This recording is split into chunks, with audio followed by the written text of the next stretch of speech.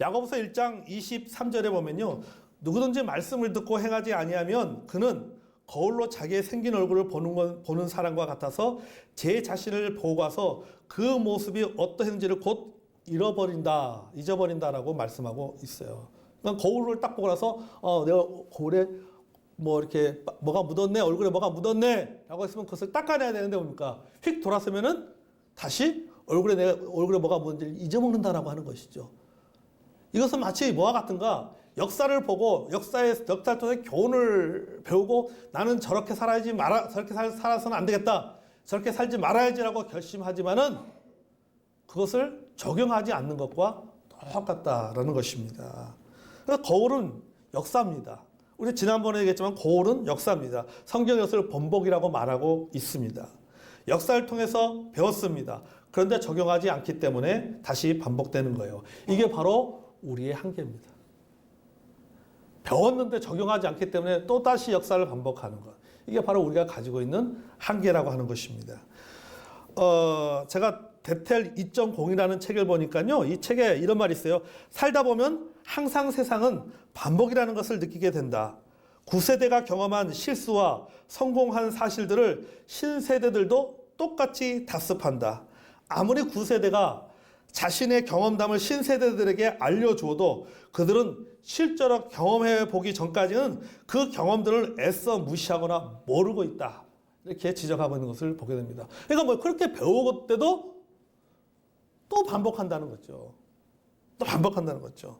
그래서 자기가 경험해보기 전까지는 절대 그것을 고치지 않는다라고 말하고 있는 것이 이게 참 우리가 가지고 있는 한계인 것을 보게 됩니다.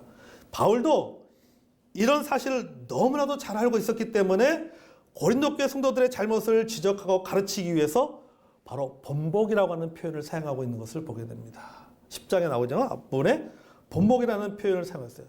이 번복이라고 하는 말, 개역 한글 성경에는 거울이라고 표현하고 있어요. 뭐 거울이든 또는 번복이든 간에 이런 표현을 통해서 믿음의 조상인 이스라엘 백성들의 잘못을 다시 한번 말하고 있습니다. 그럼 본문에 국한해서 나와 있는 이스라엘 백성들의 그 믿음의 조상들의 잘못은 무엇이냐? 4가지예요. 첫째는 뭐냐면 우상숭배의 죄입니다. 여기 7절을 보겠습니다. 그들 가운데 어떤 사람들과 같이 너희는 우상숭배하는 자가 되지 말라. 기록된 바 백성이 앉아서 먹고 마시며 일어나서 뛰논다과 같으니라고 말하고 있죠. 그러니까 여기서는 의식적인 우상숭배뿐만 아니라 무의식적인 우상숭배까지 말하고 있습니다. 그러니까 우상숭배의 범위가 굉장히 넓은 것을 보게 됩니다. 이 구절의 배경은요, 출애굽기 32장으로 넘어갑니다. 출애굽기 32장 6절에 보면요, 이튿날에 그들이 일찍 일어나서 번제를 드리며 화목제를 드리고 백성이 앉아서 먹고 마시며 일어나서 뛰놀더라 라고 말하고 있어요. 그러니까 바울은 출애굽기 32장 그 6절의 이야기, 출애굽기 32장의 그 내용을 기억하면서 이스라엘 백성들에게 지금 고린도 교회 성도들에게 이야기를 하고 있는 거예요. 우리가 말하는 그 믿음의 조상, 믿음의 선배들이 바로 우상숭배의 죄를 범했다라고 말하고 있습니다. 여기 본문에 국한해서 하면 번제를 드리고, 출애굽기 32장 6절에 보면 번제를 드리고 화목제를 드리고, 이건 의식적인 우상숭배죠. 그러니까 금송아지를 만들어서 뭐 했다는 거예요? 섬겼다는 겁니다. 신의 형상을 만들어 놓고 그들이 그 앞에서 제사를 드리는 겁니다. 그 다음에 보면은 백성이 앉아서 먹고 마시며 일어나서 뛰놀더라. 무의식적인 숭배인 것입니다. 우상 앞에서 먹고 마시는 것에 불과했지만 이 또한 뭐라고 말하거냐? 우상 숭배다라고 말하고 있습니다. 그런데 어느 것이 더 적극적인 행동이냐? 우상을 만들어서 제사를 드리는 것이 적극적인 행동이냐? 아니면 우상의 제물을 먹고 거기서 막 뛰어노는 것이 그것이 더 적극적인 우상 숭배의 행동이냐? 본문으로 말하기를 제사를 드리는 것보다도 그 자리에 앉아서 먹고 마시고 춤추는 것이 더 적극적인 행동이라고 하는 것을 말하고 있는 것입니다. 그러니까 바울은 이스라엘 백성들의 이런 모습을 고린도전서 8장에 나오는 고린도 교회의 모습과 대조하면서 말하고 있는 거예요. 여러분 고린도전서 8장이 무슨 내용인지 아세요? 우상의 제물을 먹는 내용입니다. 우상의 제물. 8장 10절을 볼까요? 자, 우리 고린도전서 8장 10절. 같이 한번 읽었습니다. 8장 10절. 시작. 지식 있는 내가 우상의 집에 앉아 먹는 것을 누구든지 보면 그 믿음이 약한 자들의 양심이 담력을 얻어 우상의 재물을 먹게 되지 않겠느냐. 아멘. 자, 고린도 교회 성도들이 앉아서 먹고 마시는 것과 출애굽기 32장에 나오는 이스라엘 백성들이 일어나서 춤추는 것은 모두가 다 우상 숭배의 내적인 동의이면서 적극적인 참여다라고 말하고 있는 것입니다. 단순히 앉아서 단순히 우상의 집에서 앉아서 먹고 마시는 것이 그것이 무슨 특별한 우상 숭배냐라고 말할 수 있겠지만은 그러나 바울은 아니다라고 얘기하는 거예요. 그러면서 그 역사의 이야기를 꺼내는 겁니다. 그 역사의 이야기가 어디예요? 출애굽기 32장의 이야기를 하고 있는 거예요. 이것 또한 우상 숭배의 적극적인 참여의 모습이다라고 말하고 있는 것입니다. 또 하나는 여러분 우상 숭배를 즐기는 것을 의미하는 것입니다. 이스라엘 백성들은 우상 숭배를 두려워하기는커녕 즐겼습니다. 우상의 제물을 먹는 고린도 교회 성도들도 바로 이와 같다. 그들과 다를 바가 하나도 없다는 거예요. 여러분들도 출애굽기 32장에 나오는 이스라엘 백성들과 다를 바가 하나도 없다라는 거죠. 여러분 그들에게는 이 고린도 교회 성도들에게는 뭐가 있습니까? 그들에게는 지식이 있어요. 무슨 지식이 있습니까? 우상은 아무것도 아니다 라고 하는 지식이 있어요. 그들은 고린도 교회 성도들은 우상을 섬기는 사람이 아닙니다. 출애굽기 32장에 나오는 이스라엘 백성들은 우상을 섬겼어요. 우상을 만들어서 섬겼습니다. 그런데 고린도 교회 성도들은 우상을 만들어 섬긴 것이 아니에요. 그들은 단지 뭐 한 것뿐이에요? 음식을 먹은 것뿐이에요. 섬긴 게 아니라 음식을 먹은 것뿐이에요. 그런데 바울은 뭐라고 하냐면 그들과 너희가 다를 바가 하나도 없다. 그들도 우상 숭배한 것이고 너희들도 우상 숭배한 것이다라고 말하고 있습니다. 그러니까 아무리 바른 지식을 가지고 있다 할지라도 이런 행동은 우상 숭배에 참여하고 즐기는 것과 다를 바가 없다는 겁니다. 그래서 고린도전서 10장 14절 15절을 통해서 바울이 이렇게 말하고 있습니다. 그런즉 내 사랑하는 자들아 우상 숭배하는 일을 피하라.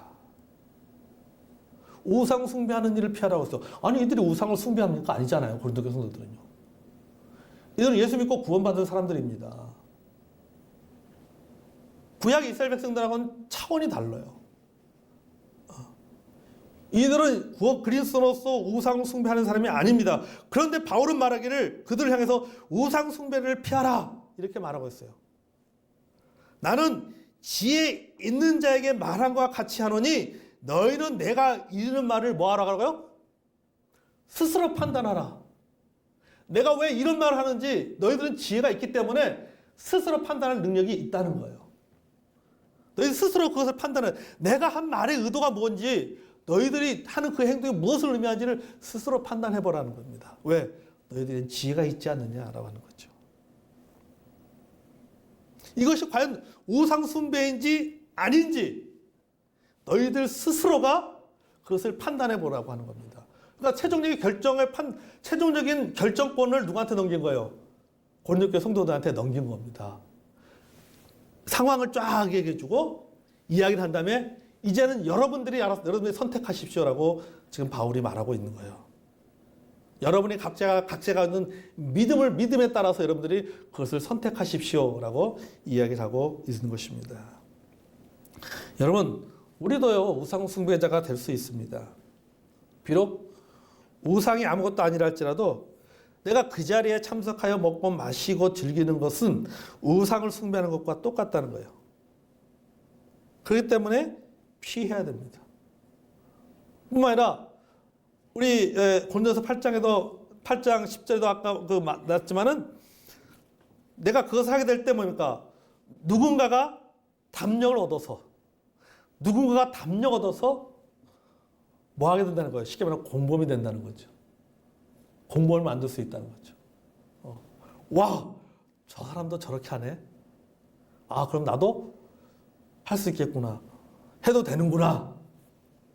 그렇게 생각하는 거죠.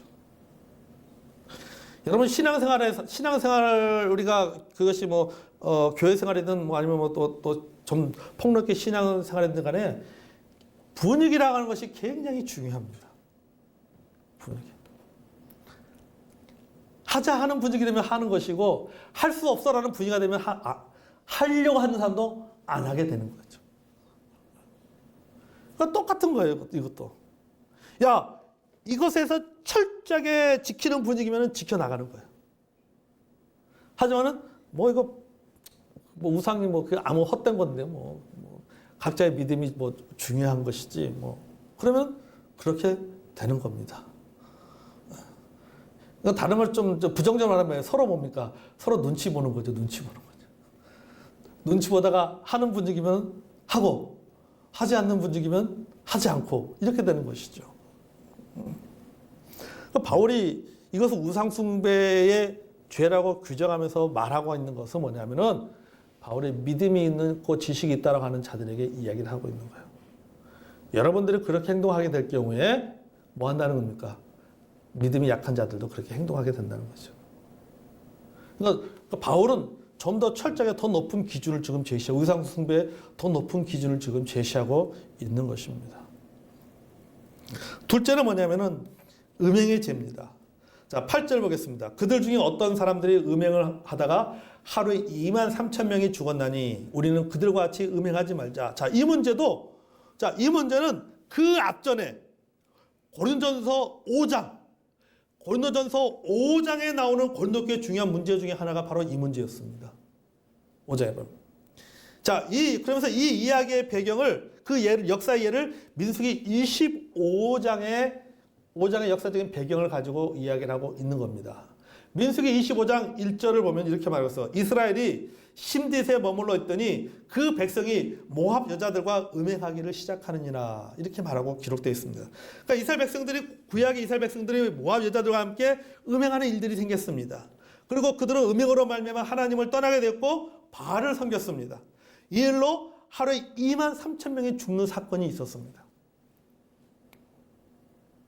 바울이 그 이야기를 예로 지금 설명을 하고 있는 거예요. 그들이 하나님 앞에 음행의 죄를 저지르 말미암아 하루에 2만 3천 명이 죽는 일이 생겼단 말이죠. 이 말은 하나님부터 징계를 받았다. 너희들도 그들처럼 하나님 앞에 징계받는 사람이 되지 않길 징계받아서는 안 된다. 라고 교훈을 해주는 거죠. 경고를 하는 겁니다. 여러분, 이 음행은 단순히 육체적인 죄만이 아닙니다. 이것은요, 영적인 죄도 포함됩니다. 그들의 음행은요, 하나님의 말씀에 대한 거역입니다. 도덕적인 것이 아니라 하나님 말씀에 대한 거역이에요. 그러니까 성령의 음성보다는 육신의 욕구에 순종하는 그것이 바로 음행이라고 하는 것이죠. 단순히 도덕적인 것을 떼고 사회적인 것을 뛰어넘어서 그것을 어디까지 포함시키냐, 영적인 영역까지 포함시켜서 말하고 있는 거예요. 너희들이 결국 그렇게 행동한 것은 누구에 대한 거역이라는 거예요? 하나님에 대한 거역이라고 합니다. 여러분, 우리가 십계명을 보세요. 1계부터 10계명 보면은 하나님과 사람과 하나님과에 관한 계명이 있고, 그 다음에 뒤쪽으로 가면은 뭡니까? 사람과 사람 사이에서 지켜야 될 계명이 있는 거죠. 근데 그 하나님과 사람 사이에 지켜야 할 계명이든지 사람과 사람 사이에 지켜야 할 계명이든지 그거 다 누가 주신 거예요? 하나님이 주신 것이고, 결국 이 모든 것은 뭡니까? 하나님의 말씀이에요. 그러니까 그것을 지키지 않는다는 것은 결국 누구의 말씀에 거역하는 거예요? 하나님 말씀에 거역하는 것과 똑같은 것이고, 그것은 바로 신앙의 문제라고 하는 거죠. 그러니까 우리 그리스도인이 우리가 살면서 어떤 그 하나님 앞에 죄를 범했을 때 그것이 어떤 그 영적인 죄든지 어떤 사회적인 죄든지 도덕적인 죄든지 어떤 양심의 죄든지 할 것이 모든 것은 통틀어 무슨 죄냐? 하나님 앞에 내가 범죄하는 것과 똑같다라고 하는 겁니다. 왜? 하나님의 말씀에 순종하지 않는 것이고. 바울이 고린도 성도들에게 바로 이 부분을 이야기하고 있는 것입니다. 보십시오. 그들이 모압 여자가 음행하러 말미암아 하루에 2만 3천 명이 죽었습니다. 지금 고린도 교회 안에 우리 교회 안에 이런 일들이 일어나고 있습니다. 이런 일들 통해서 하나님은 반드시 하나님께서는 징계하실 것입니다. 그러므로 뭐 하라는 거예요? 조심하자라고 이야기하고 있는 거죠. 조심하자라고. 셋째는요, 시험의 죄입니다. 9절 보겠습니다. 그들 가운데 어떤 사람들이 주를 시험하다가 뱀에게 멸망을 당하였나니 우리는 그들과 같이 뭐 하지 말자? 시험하지 말자. 그렇죠. 자, 민수기 21장을 보면 이스라엘 백성들이 마음이 상하여서 하나님과 모세를 원망을 했습니다. 그들이 원망한 게 뭐냐면요, 먹고 마실 것이 없는 것에 대한 원망이었어요. 그리고 그러자 불뱀에게 물려서 죽었습니다. 여러분 잘 아시죠? 불뱀에 나서 다 물려 죽었잖아요. 바울은 이것을 시험이라고 표현하고 있어요. 누굴 시험한 것? 하나님을 시험한 것이다 라고 표현하고 있습니다. 그럼 왜 시험이라고 표현했을까? 이것은 하나님에 대한 전적인 불신이기 때문이에요. 하나님. 그러니까 여러분, 우리가 먹는 문제, 마시는 문제를 가지고 하나님을 원망하는 것은 뭐다? 하나님을 시험하는 것이다. 하나님을 시험하는 거예요. 여러분, 원망은요, 있는 자나 없는 자나 똑같습니다. 있어도 원망합니다. 없어도 원망합니다. 있는 사람은 더 많이 없어서 원망하고, 없는 사람은 조금밖에 없어서 원망합니다. 그죠? 아멘? 안 그렇습니까? 있는데도 원망한다니까요. 더 많이 없어서 원망해요. 없는 사람은요, 왜 원망해요? 없어서 원망하는 게 아니에요.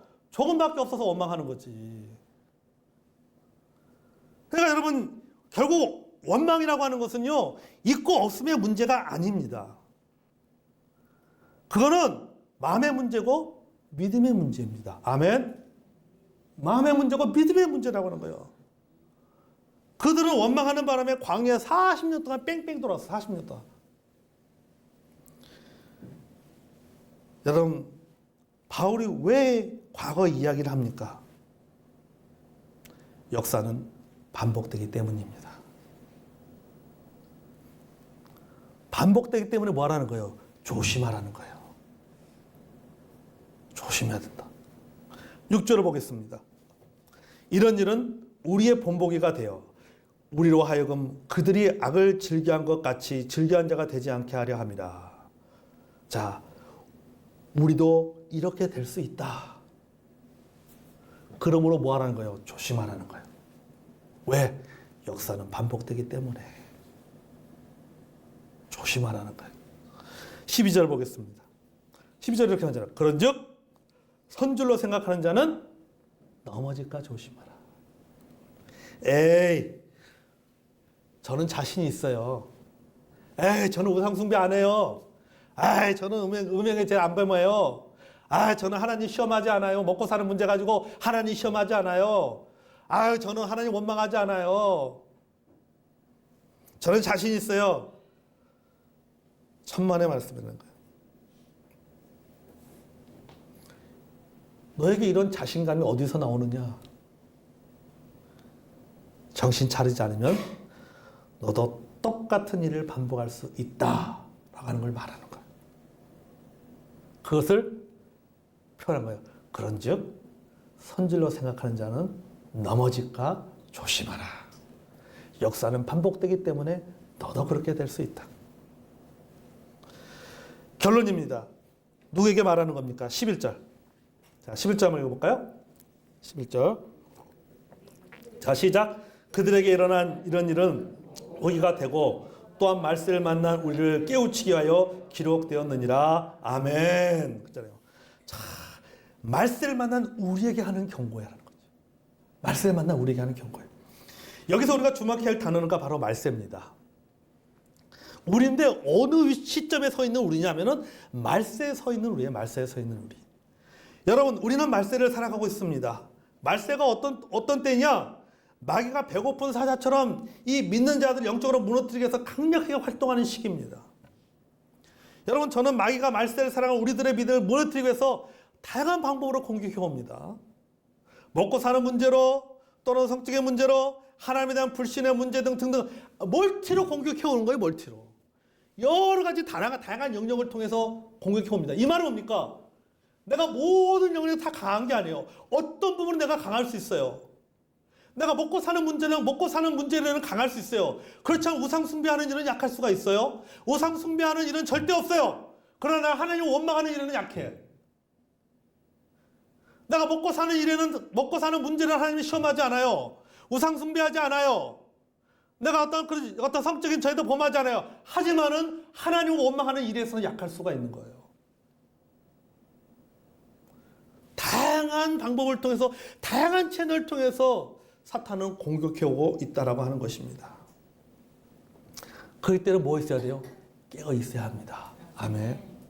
내가 어느 부분에 강하다고 해서 나는 믿음에 자신이 있다라고 생각해서는 안 된다는 거예요.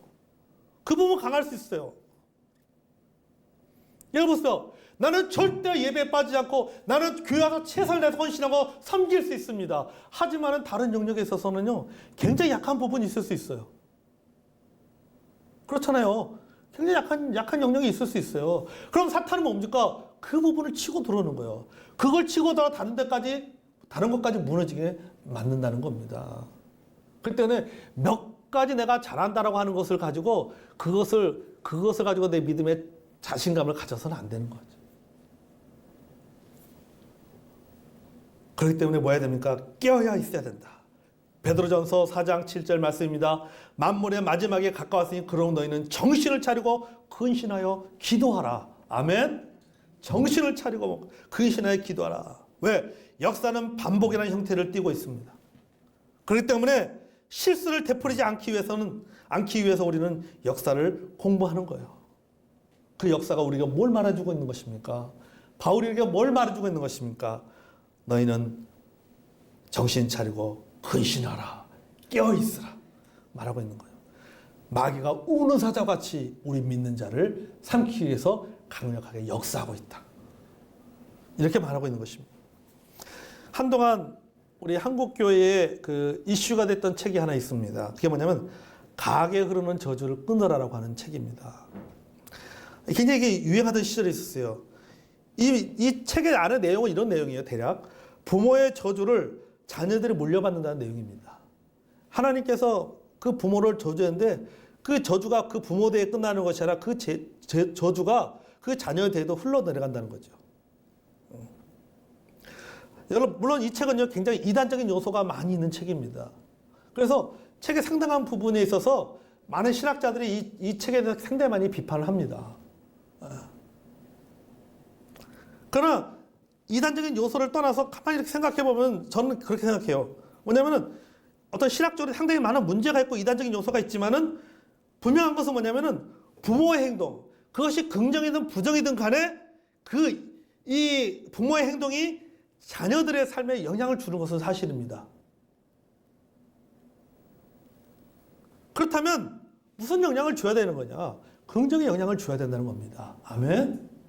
오늘 본문의 말씀에서 우리 국한에서 만나면은 역사는 어차피 역사가 반복되는 것이라면은 무슨 역사를 줘야 되는 거예요?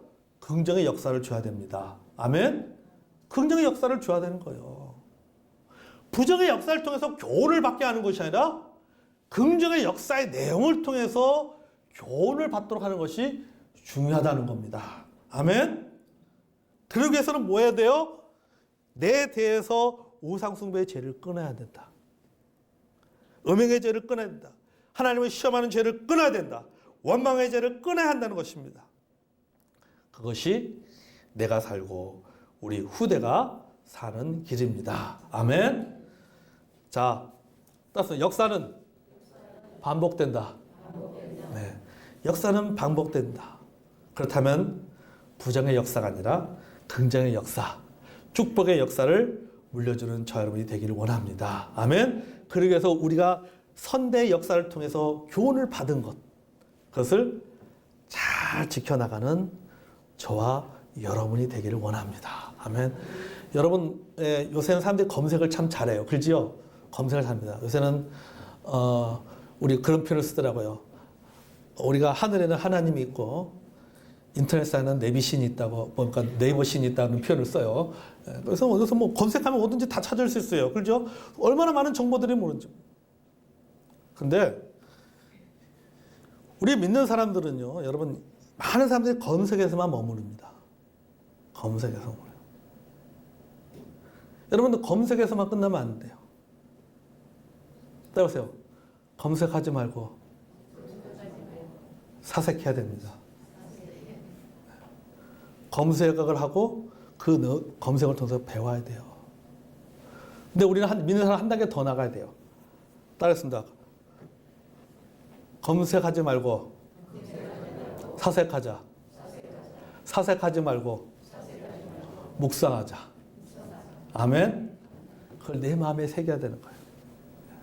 내가 검색한 내용을 가지고 거기서 끝나는 것이 아니라 그 내용을 그냥 깊이 생각해보고 그것 통해서 교훈을 배우고 그 다음에 그것을 뭐예요? 내 묵상, 내 마음에 새겨야 됩니다. 아멘. 그래야지 역사를 통해서 제대로 배우고 부정의 역사는 내 대에서 끊어버리고 무슨 역사? 긍정의 역사를 써나갈 수가 있고 우리의 후세들이 나의 긍정의 역사를 통해서 또 다른 긍정의 교훈을 배우게 될 줄로 믿습니다.